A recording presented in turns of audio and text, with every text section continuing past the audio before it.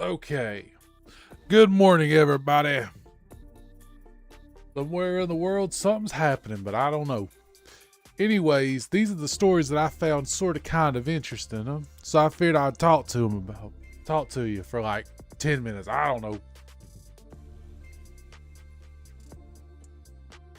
All right, there we go. All right. First story, wrap your car keys with aluminum foil could help stop thieves according to science. Now, I just want to say this. Were the tinfoil hat theorists somewhat correct? How good does tinfoil work? But at the same time, I'm thinking, how many people thought this was a good idea? Having radio signals coming out from your keys 24/7 so you can start your car up without even putting a key in the slot. Well, it turns out it's not such a good idea, and I'm so glad I got just a plain metal key in my pocket. Anyways,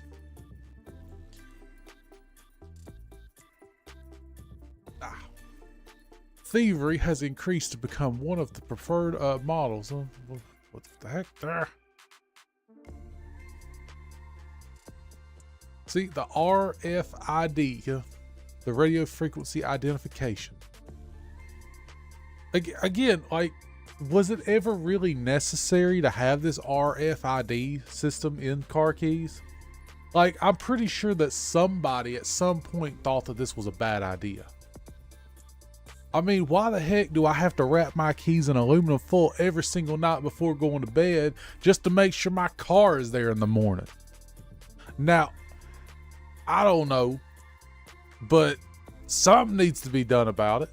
Like, these cars are getting so like interconnected and like done to the grid and everything to where like this stuff needs to be secured somehow, and the more like open it is, the less secured it's going to be in the future. Ugh.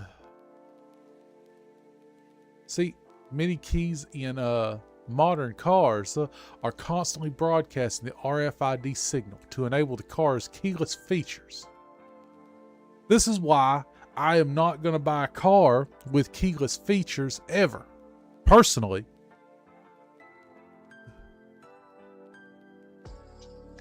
The hot wire. I wonder if in the future, like, being able to only be like having to hotwire a car to steal it is going to be like a stick today. Like, I wonder if it's going to come down to a point where the average car thief is going to have a computer, and they're going to like put the computer like next to the car and open it in like 3 seconds and start it up in 3 seconds. But if you got a car that's got like an old school like mechanical lock and an old school like mechanical starter, they're not going to be able to steal your car. It's going to be like a stick in the United States, a gear shift box. Because nobody knows how to drive a gear shift over here in the US most of the time. It's your best defense against car thieves. I wonder if the old school mechanical locks is going to be the same thing. Like, oh crap, I got to go get grandpa to figure out how to hotwire this 99 like Plymouth or something. I don't know. There's something to think about. Sometimes the old school stuff ain't as bad as you thought it was, especially if you wait long enough. That old Pinto might come in handy. Anyways, I don't know. But I'm getting tired of every closed system is a more secure system than an open system. So I don't know. I feel like people really sacrifice convenience for security, and the convenience isn't even that great. But I don't know. All right, on to the next story. Your bad habits are destroying your charging cable.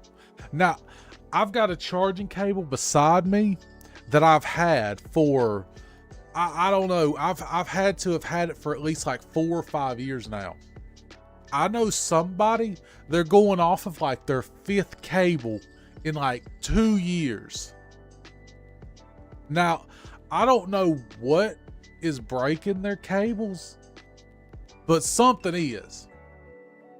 And personally, I kind of wanted to know what it is, and I ain't read this story, so let's figure it out. Charging cables are the most overlooked technology in your life until they break, and then you're stuck with a dying phone, and the reason why you keep failing, take better care of them. Blah, blah, blah. Torch. Bunch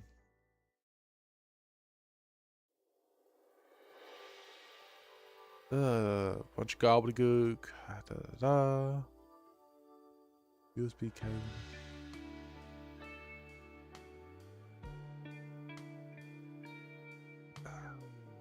Of smashing, stretching, plugging them in too many times.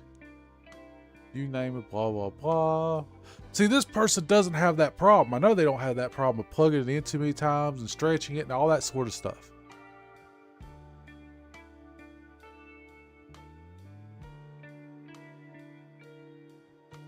Okay, what is the perfect way to do it? The perfect way is to wrap the charging cable. My whole life I believe I needed to wrap your cables in a loose circle.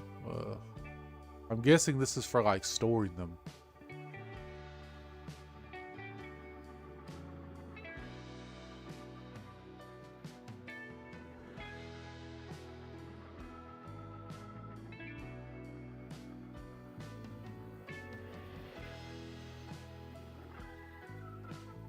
Okay, I don't know. Like, is there any substance to this article?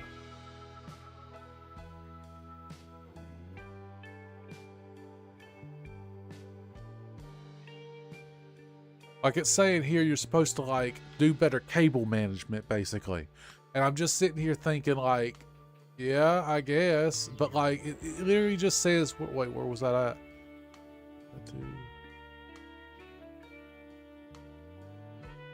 Right here it says computer companies are the ones thinking of when I say that we've never seen any failures from wrapping them up wrong. Dude.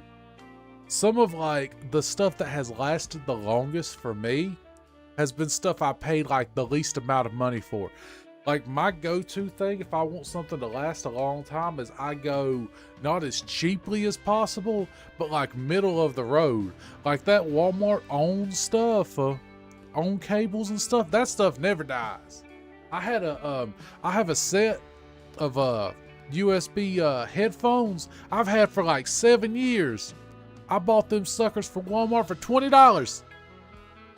No joke. And I've had like $300 sets of headphones, didn't even make it a year. I'm telling you. Oh, yeah. Be nice to your cables. What the heck?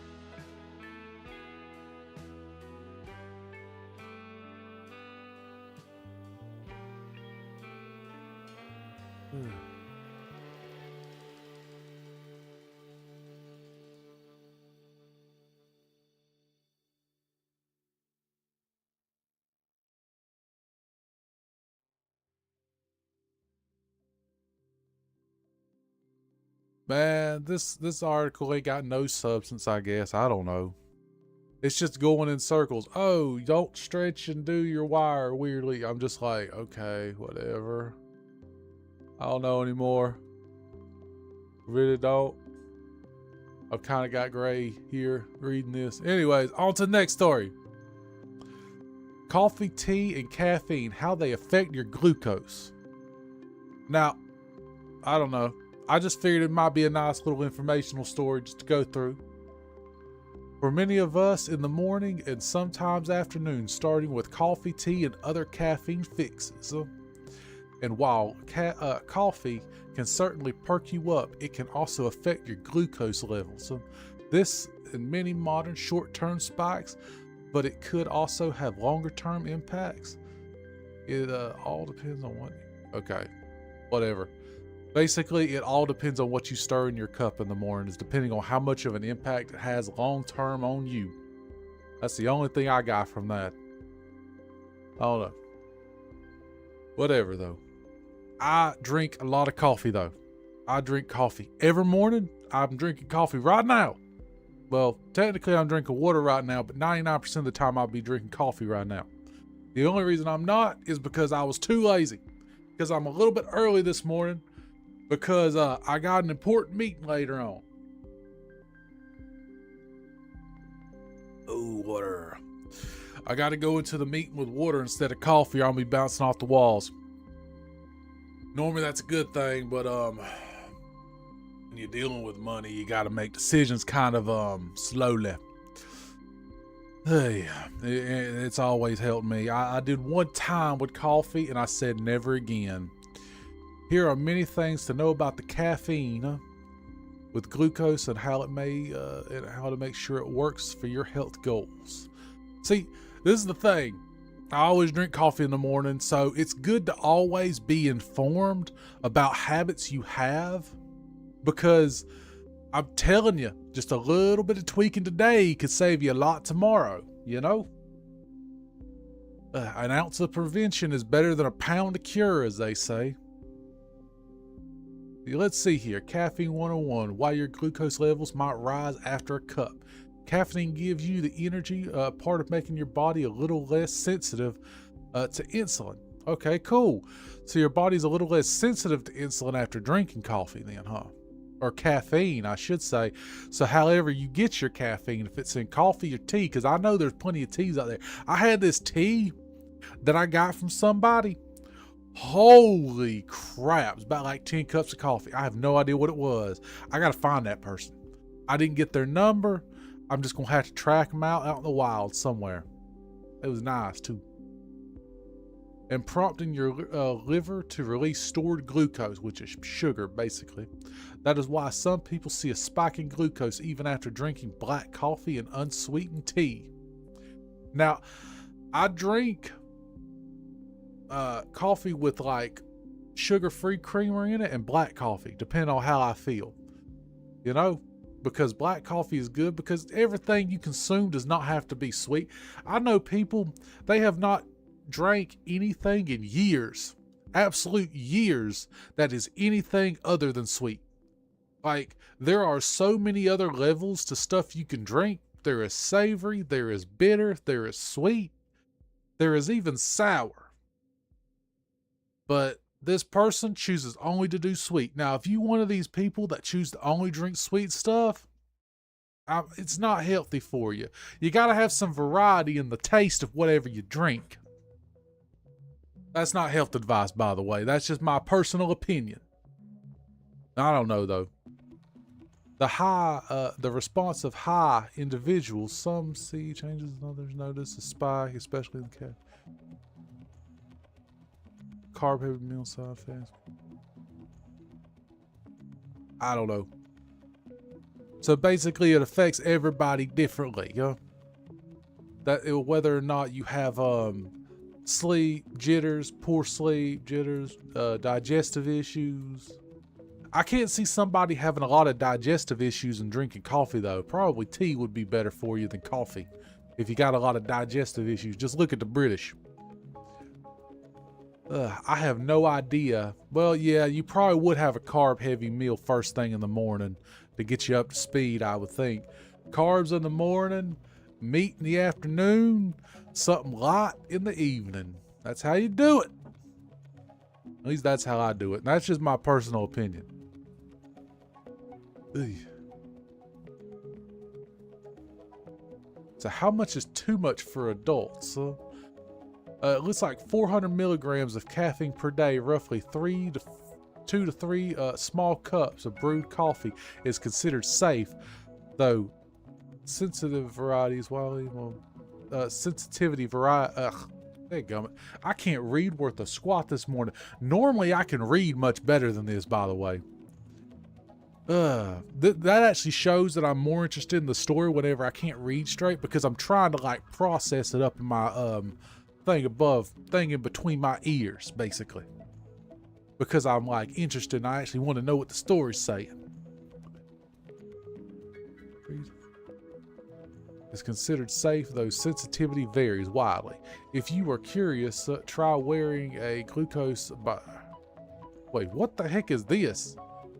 Biosensor? A glucose biosensor? What is a glucose biosensor? And how the heck do you get one? This ain't something that just everybody's got. With or without coffee. I feel like most people are not going to go through this trouble. Like, you might go through this trouble for science, but most people aren't going to go through this trouble. I don't know.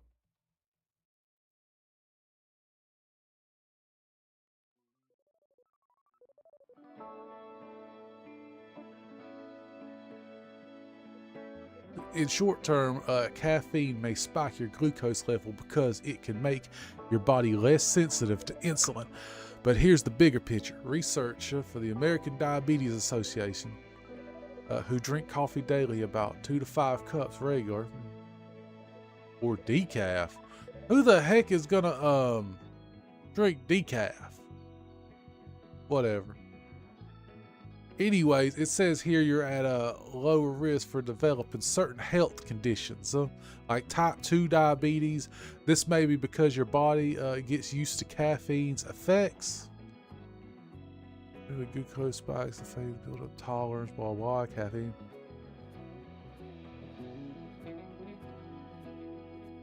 Go beyond, way beyond just caffeine.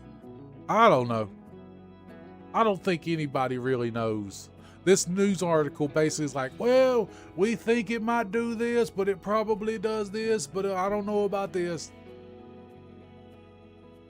If caffeine really does prompt your liver to release its glucose early in the morning, and you have a carb-ready diet, I think it's more important to look at what you're eating after breakfast than the breakfast itself. Because if you have a spike of glucose early in the morning, you would think that if you continue to consume a lot of sugar throughout the day, that spike is only either going to get worse or it's just not going to go away and you're just going to have high blood sugar all day.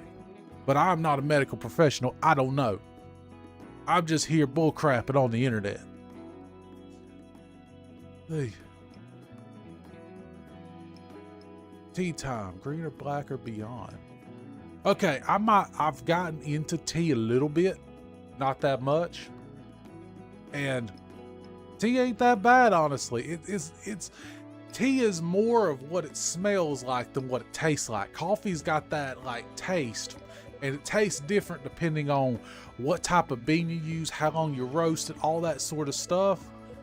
Tea though, it's more like how it smells than how it tastes actually. Now there's some teas that taste really good, but it's more of like a very gentle, mellow taste. You know what I mean? It's one, like the stereotypical scene for drinking tea is you sit down, you got some like biscuits or whatever, crumpets or whatever people have whenever they drink tea. I don't know. I don't drink a lot of tea, and I'm not in a tea drinking country. But one thing's for sure, you need something that's not that sweet or has that much flavor, honestly, when you're drinking tea and everything. You got to sit there, you got to taste the tea, let it sit on your tongue, and then you might taste something. It's very mellow. You have to sit there and try to taste the taste. Other than that, it's just hot water. But it has a really nice smell to it. Really nice smell. Maybe I just brewed my tea wrong, though. I'm not a tea drinker, as you can tell. Tea genuinely delivers less caffeine than coffee, about 40 milligrams a cup. Of green, 70 milligrams a cup of black. So black has more caffeine in it than green tea does, versus the 110 to 200 milligrams of coffee. But yeah, coffee is packing it in, while tea ain't really got much.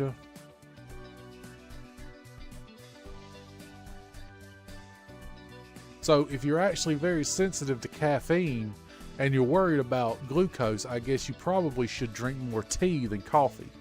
But I don't know. Heck if I know, man. Ugh. Anyways, I don't know. This article basically says it don't know. Best thing I could do is just say, go to your doctor. I don't know though. Next story. The World's Day, World Passkey Day, advocating passwordless authentication. Now, this is a story through Microsoft and everything. And this came out yesterday. And yesterday was World Passkey Day, I guess. I don't know. I saw a few other things about it. I just clicked on the Microsoft one because I think it's the most relevant for most people, because most people's operating system is through Microsoft. So if you're going to actually get anyone's opinion, it should be straight from theirs, I guess, not secondary, third area, or whatever the heck. World's Passkey Day is a chance to reflect on progress towards a shared goal, reducing the reliance on passwords and other whatever authentication methods by accelerating passkey adoption. As cyber attacks become more automated, the AI powered each blah blah blah. You know what? This is actually really funny that Microsoft wants you to drop your passkeys and stuff right after it came out, that they basically just store all your passkeys unencrypted in your RAM folder for like people to steal. I think it's very funny. To be honest with you, if you do rely on passkeys a lot for work or anything in that matter, you probably should change your passwords at least once a year. I personally do it once every 6 months. And I can honestly say that I don't keep many passwords in my password manager. Maybe one, maybe two max. I have a book with paper. Yes, I use a book with paper. And every time I change my password, I keep the old password. And man, are they long. They are long as heck. I tried a thing a long time ago where I basically typed out a bunch of random letters and everything in Notepad or Word or whatever. And I would save it to a Word document on a USB, and I wouldn't save it on my computer itself. And then if I ever wanted to type in a password for one of my accounts, I would plug in the USB, go down to the password, copy and paste it. And that would be how I would do my passwords, change my passwords, enter my passwords in. But as you can understand, that method is kind of flawed if you lose your USB and then you don't know any of your passwords and you're like, oh crap, all that crap is in the wind. And most people don't have their USBs encrypted. Most USBs can't even be encrypted as far as I know. It takes a special one. But I don't know. I'm just here, just you know, rocking back and forth. Anyways, passwords remain a major source of risk. They are difficult to manage, easy to steal, along with weaker forms of multi-factor authentication. They are also highly vulnerable to the pushing AI campaigns, driving clicks through rates high, blah blah. Across our ecosystem. I think companies honestly focus too much on creating a ecosystem and not too much on creating a good product. Whenever you focus on creating an ecosystem, you allow certain parts of that ecosystem to either be ineffective or just plain bad. So, like Microsoft Word, for instance, it's good, but it's too expensive. It's good though. Or you could say Windows as an operating system. It's just plain bad. Like a lot of people are like, oh, Vista was the worst operating system or this or that. I'm like, or Windows 8. I'm like, I never heard news articles about Windows 8. Personally, I never heard back then of like constant like data breaches and stuff from Windows 8 personally, or this or that or the other. Like maybe I wasn't paying attention back then, or maybe like the world was just much safer back then. I don't know. But I've literally had Windows break my computer after an update at least 3 times in the last, in recent memory. I'm going to say the last like year and a half, but it probably has been less time than that. Like, I never have had my computer just break. Like, I remember hearing about stuff like, oh, this would happen after this update or that would happen. But I've never personally had that happen. But I've had my hard drives like literally brick themselves in my computer. I've had my Wi-Fi completely just stop working. completely stopped working from my Windows computer after an update. I had to literally drag a cable from one room to the next.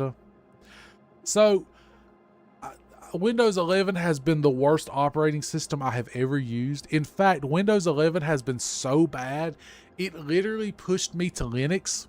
And Linux for me was such a it was so scary to download and test the first time. Like, I was mortified to test it. I was like, oh, you got to download it and like do this and that to like just to install it and then have a dual boot. I spent like 3 days researching just because researching, installing, testing, and then I was scared to like hook my computer to the internet. And I was like, oh, it was so scary at first. It took me 3 days to do all that. But Windows 11 was so bad, it literally pushed me to do all of that extra work. Yeah. Windows 11 was that bad. So when people say the worst operating system Windows has ever come out with is like Windows Vista or Windows 8 or whatever, I laugh like, no, it's definitely Windows 11. I got 3 computers here at my house that can't even use it, that I'm running Linux on, that can't even use Windows 11. They're old Dell workstations running 1080 GPUs. Yes, the 1080's old. I refuse to get rid of it. They're good. And those computers work like they're new. But, yeah. And I don't know. So, I don't know, man. I just went a little bit off on a rant here about Windows 11. Hey. But I feel like this article basically does a little bit of fear mongering too, because it actually says highly vulnerable, weak forms of multi-factor authentication. And of course you got your phone number connected to your accounts for like 2-factor authentication. You got extra emails and different stuff like that for 2-factor authentication and recovery emails and everything else. So I feel like the multi-factor authentication thing, it's a little bit of fear mongering in this, honestly. I feel like that's more secure than a lot of people like honestly, if you really want to have good security, have a long passcode of just random numbers and stuff. Have 2-factor authentication enabled, and don't put any information that you don't have to on the internet, honestly, in any form factor or whatever. Even if you think, oh, it's a private like account, I literally think of it all as public, because anything I ever put on the internet, like for instance, Crunchyroll just had a data breach where they had your watch history, your IP address, all of that get leaked. Thank goodness I had just a throwaway email on my account. The debit card on that account, I never keep more than like $50 on that account. It's just for like BS purchases and stuff. And I literally viewed that as like, oh, it's just public information, like whatever. Hey. Oh, and I use a VPN, by the way. You probably should use a VPN of some sort whenever you're using any service like that, especially to do with Sony. A little bit of a just off the whatever wall thing here. Just saying, like VPN is your best friend. I don't really care about a VPN to do like anything illegal. I care about a VPN for like the data breach at Crunchyroll, where like your IP got leaked. Yeah. So that right there was a perfect use case for why the average person should have a VPN, is for whenever like Crunchyroll like leaked your IP. And I guarantee you more companies have like leaked your IP than you think, you know? It's probably all over the internet. Everyone's. Mine, yours, everyone's. But yeah, I don't know.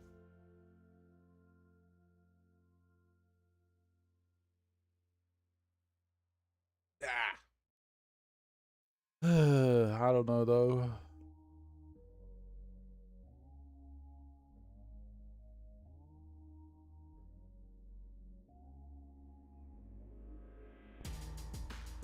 Right here.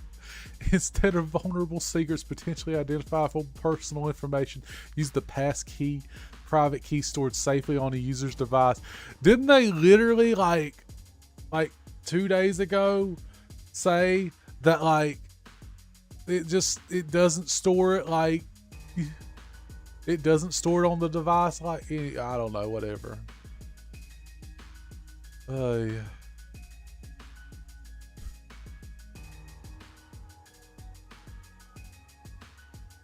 OneDrive, Copilot.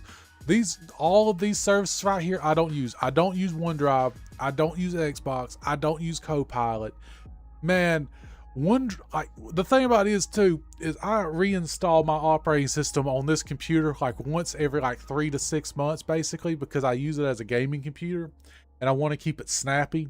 And Windows 11 doesn't keep it snappy. And honestly, the boot drive on this computer, I notice over time, if I don't reinstall Windows, it's constantly filling up. Like I think it literally accumulates a gig of like new information, like no matter what, every month or so.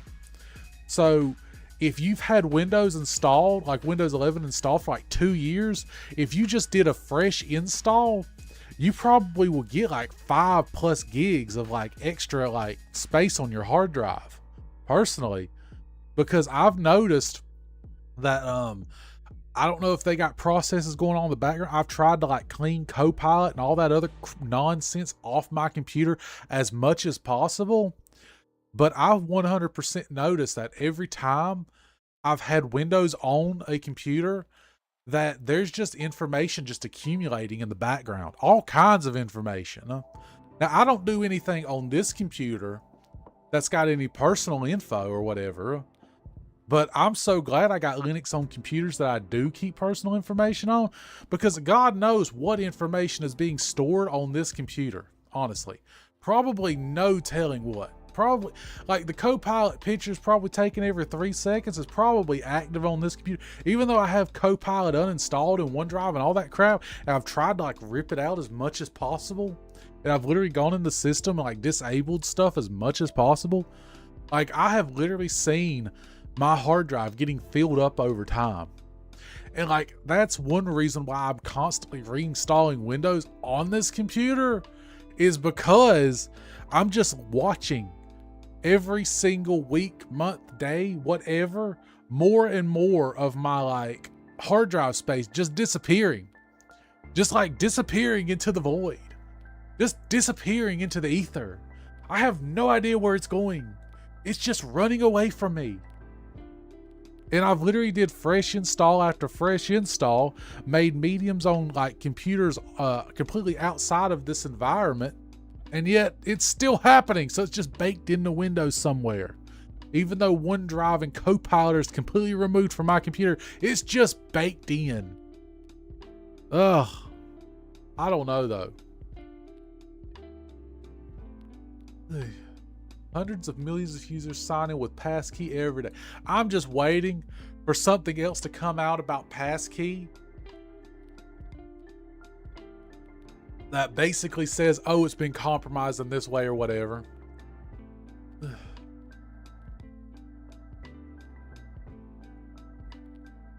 Wait, Passkey sign-in success rate is significantly higher than with passwords.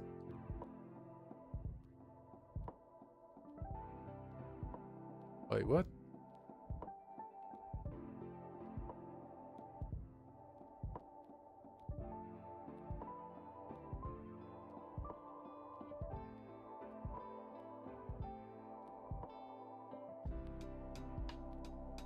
See, I don't know.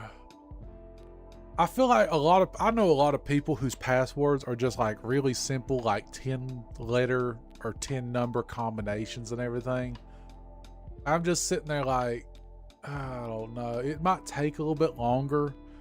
I feel like if you really did use passkeys, like this is basically saying, like it would be harder to change your password. Or I'm sitting here wondering like, I don't know.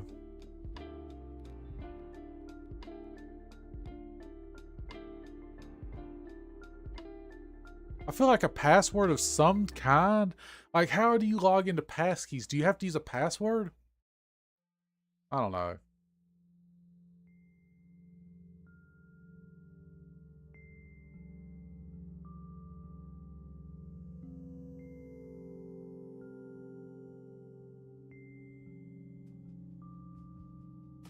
I don't know. Me neither. I have no idea. Anyways, I guess on to the next story. What happens when you let AI agents run an entire startup?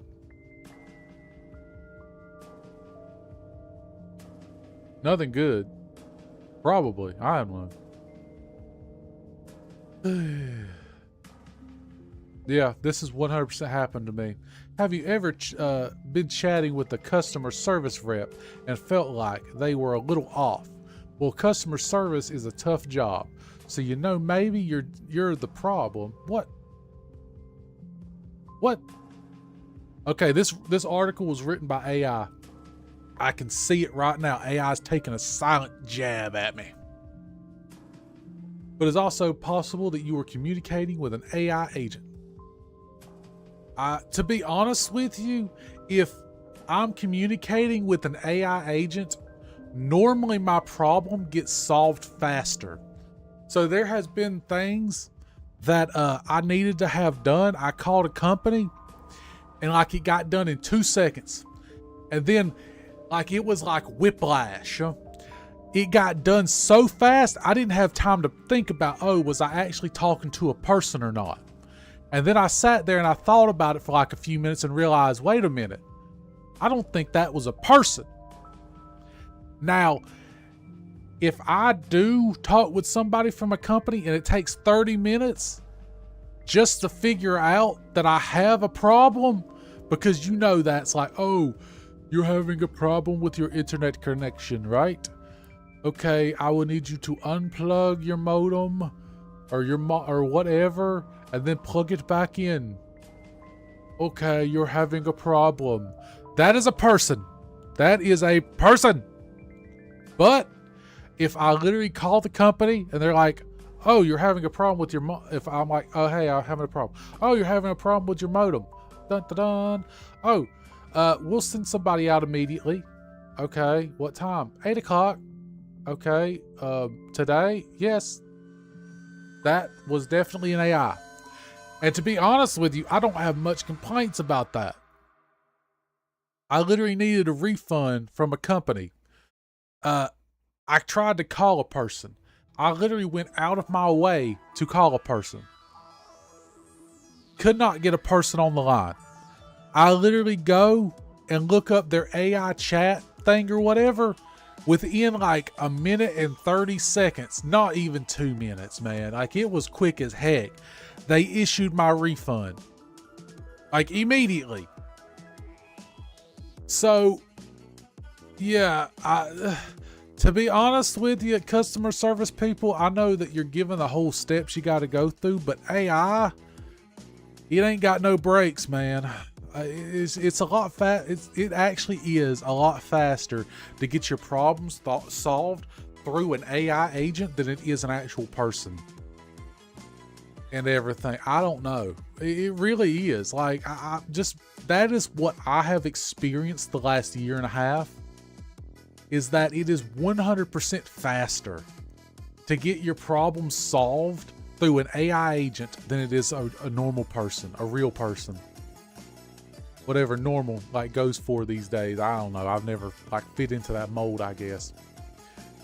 These are computer programs designed to autonomously execute tasks. So while you might use a chatbot powered by large language models to answer a specific question using data scraped from the internet, which I hope these companies are being very careful about where they scrape their data from the internet from in order to like train their language models, because I don't want to be on the phone one of these days and have to use like Skippity Rhea's toilet in order to communicate a thought. Like, I'm not against it, especially if it's like an exploit or something to like get it to do something really fast, but plain English is hard enough sometimes. It really is. I don't know though.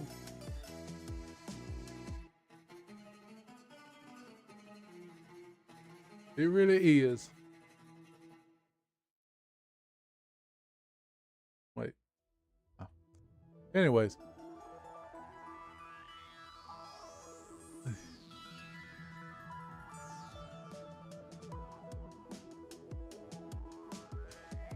create its own login, web, and hosting. I remember back whenever we created movies and stuff that said, oh, you should never connect an AI to the internet. And I love how like all of that anxiety and everything like that is just like commonplace nowadays. Like, oh, we're just going to let an AI do whatever the heck it wants to. Like, how could it go wrong? Looking at the movies where like the AI starts the apocalypse. Hey. 2,000 people using AI last year, 60% responding said their company were at least experimenting with AI agents. I'll be honest with you, in the last probably 3 years, I have not talked to a person for my electric, water, internet, everything. Well, no, not internet because I kept having problems with it, but for water and electricity, I haven't talked to a person in those companies in like years. Like, I know the companies continue to function, but whenever I pay the bill, it's through like one of them automated services, you know? And yeah, I don't feel the need to like reach out to a person for those companies. Like, so when it says that like 60% are experimenting, like, the experiment is kind of over when it comes to like bill paying automation. Like, those jobs are just gone. Like 25 years ago, those would have been people, but now, nah, they ain't coming back either.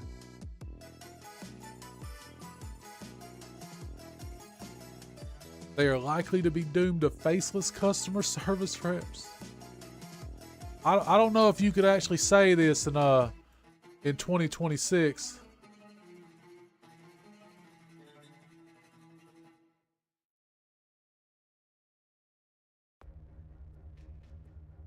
Wait, but to hear the AI industry hype, telling agents.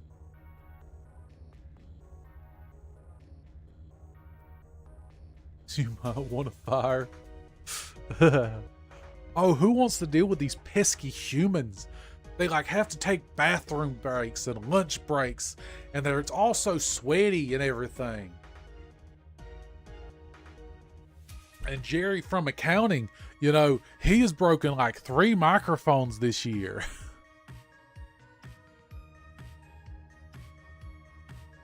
I don't know, man. Like, I forgot the whole meaning of this article was to find out like if an AI can run a company or not. Wait.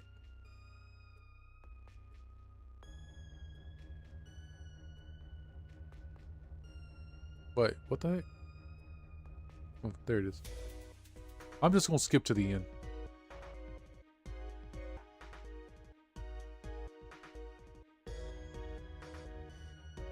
Blah, blah, blah. This is basically the transcript of the interview.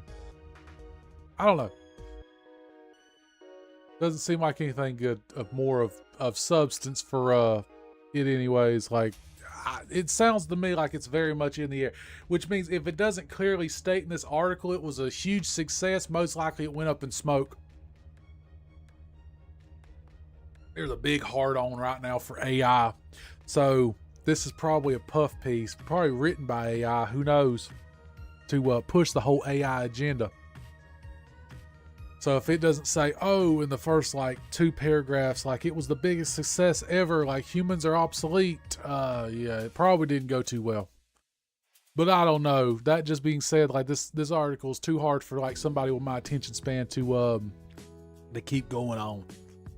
Anyways, on to the next and last story. AirPods with cameras reportedly in final testing at Apple. I have a question. Why do we need cameras in the AirPods? You know what? This is like the perfect example of why I'm so glad I have never used AirPods. Why do we need cameras in AirPods? It's AI. See, this is right here. AI wearable efforts into the world of AirPods. So why does the AI need a camera in our AirPods? It's already got like 3 cameras in our phones. Probably 1 camera in our heads. We didn't know was there that they installed at night while we was sleeping. that Apple's in the final stages of testing the new Apple AirPods, the model that would feature small cameras in each earbud. They would have the longest, they would no longer stems, wait, what? They would have longer stems. Oh my gosh, I can't read this morning. Than the AirPods you're used to, but would otherwise look similar, says Bloomberg. Okay, it's got longer stems, yay. According to the latest report, the device has entered the phase where prototypes featuring the near final design and capabilities after years of development internationally, but we don't have a firm release date yet. Okay, good. I hope they never get released. We don't need cameras literally everywhere.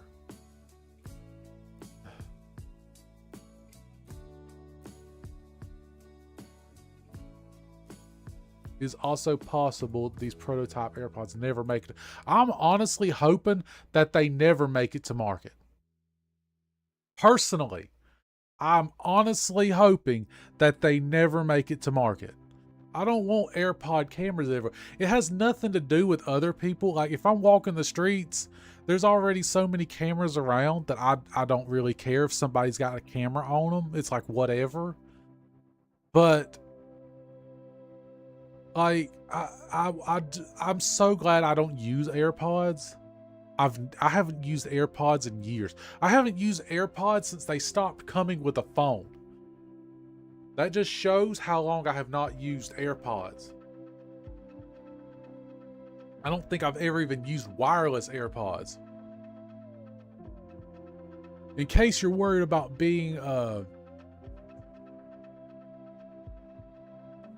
is that serendipitously? Surreptitiously? This is what I hate. If you want to be smart, don't use really big words like this whenever your article is going to be read by like, what is this word? Surreptitiously. Oh my God. I can't even read this morning. And like, they're going to throw a big word like this at me. Ugh. Like, if it's a news article for, I don't know, whatever. It says that they're not really good for any kind of photo or video capture. But I'm wondering, it says, by random AirPods will while on the streets, the camera not be used for any kind of video.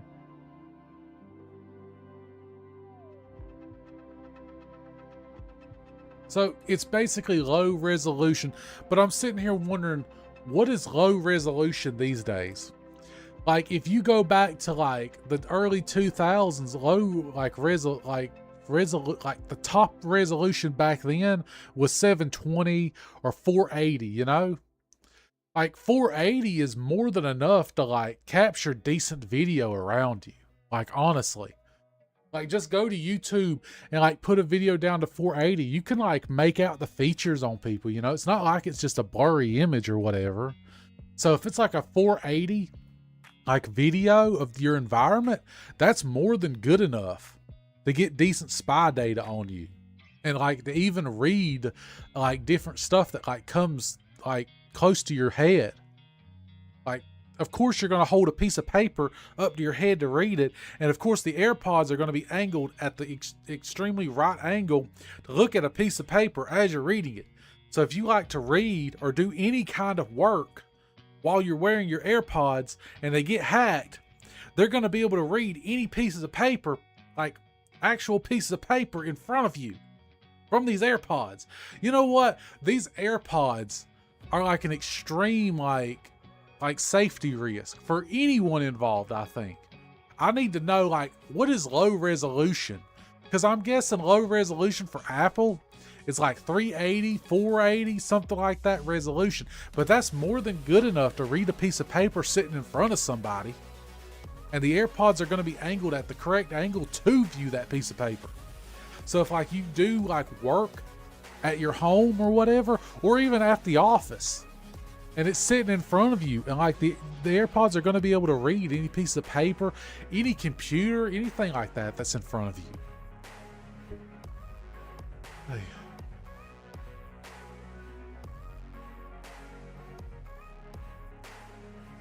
Oh my gosh. He said it would be similar to Face ID cameras powered by new audio experience, blah, blah, blah.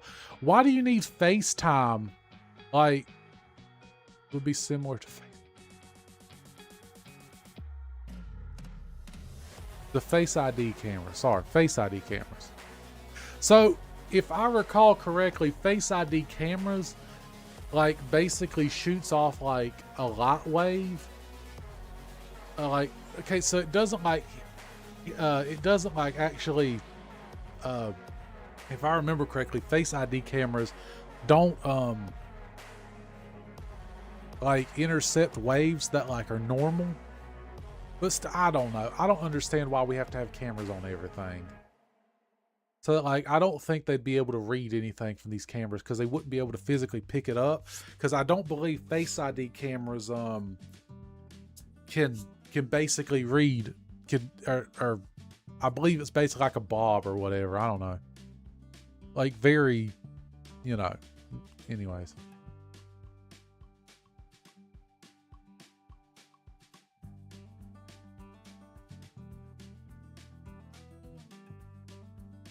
See, this whole LED indicator, when that turns on when the cameras are in use, is complete like useless. It's completely useless because if it's in use, they're most likely going to be on your head, so you're not going to be able to see it. You're going to have like a person sitting beside you saying, "Hey, make sure my camera don't turn on every 5 seconds," and they're going to have to stare at you like every 5 seconds. Just every 5 seconds. They're just going to have to be looking at you. I don't know though. Anyways, I'm just tired of cameras and everything. Smart devices, AI push, this, that, the other. At some point, we just got to be like, enough is enough. I don't know.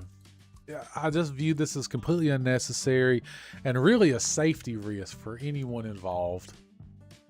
I don't know though.